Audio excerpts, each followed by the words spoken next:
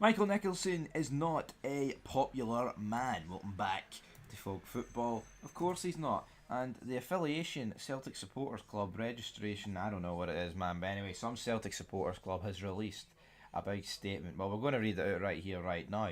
And I quote: "The affiliation of Celtic Supporters Clubs wishes to express growing concern over the club's current trajectory and apparent lack of ambition, particularly the failure to strengthen the squad ahead of this season's crucial Champions League qualifiers. Despite robust financial results, this concern has been echoed not only by the supporters but also by manager Brendan Rodgers and club captain Callum McGregor. The current failure to adequately prepare for key European fixtures has become a troubling pattern, raising serious questions about the club's strategy, planning, and competitive priorities. We call on CEO Michael Nicholson to provide a clear and direct explanation to supporters and shareholders, outlining the club's long term vision, its commitment to genuine footballing ambition, and the rationale behind the lack of visible progress in this summer's transfer window at a time when decisive leadership is needed. Continued silence only deepens frustration. Celtic support demands transparency, accountability, and a plan that reflects both the aspirations of our fan base and the full potential of Celtic Football Club. These concerns have been further compounded by the disarray witnessed on the final evening of the transfer window." End of quote. Now, they demand that Michael Nicholson comes out with a clear and direct explanation to the fans and shareholders. Will he do that? No, I don't think he will. I've heard quite a few people speak on this. Apparently, I don't know if this is true. Apparently, the guy's got social anxiety. He's pretty much the entire reason why the Yang deal fell through. Guy refused to answer his phone to Birmingham because apparently he was busy. Not that busy though, because not many deals happened for Celtic on deadline day. It's just a weird situation. Um, I think Celtic fans probably would have been wishing that he didn't answer the phone to Swansea for Adamida. So Adamida could have stayed, so you would have kept another striker up front. But yeah, it's a bit of a mess now. We've got a few fans in the Twitter section here um, asking affiliation CSC, do you back a boycott of Europa League tickets? How many fans are within your affiliation? Don't know how many that would be. I understand the anger and frustration, but most of the comments don't take into account the impact it would have on the team and our trophy haul this year. Are we arguing that the long term benefits outweigh the short term loss? Because if we don't pull together, loss is certain.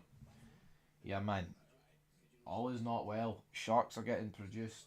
Barriers will probably be getting flung about soon enough. I think Celtic are lucky that their next home game ain't until like the end of September.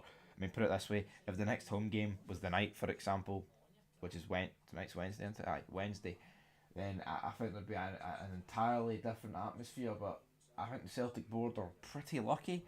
The fact that this game is a decent period of time away, or else they would be getting pelters. But Michael Nicholson, is he going to step down? He's being demanded that essentially he's been to step down, not by the Celtic supporters affiliation there. They've basically just said along the lines of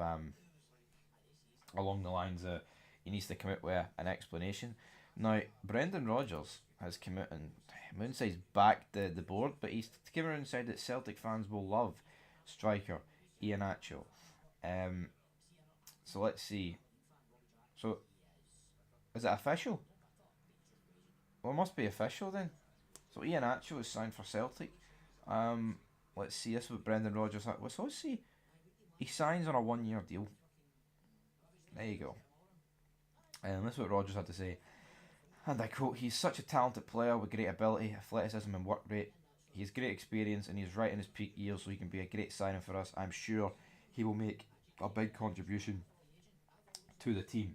End of quote. I seen a clip of him on Twitter yesterday for Middlesbrough running, and he looks out of shape. He looks fat, and there is no two ways about it. And that is the last thing you want.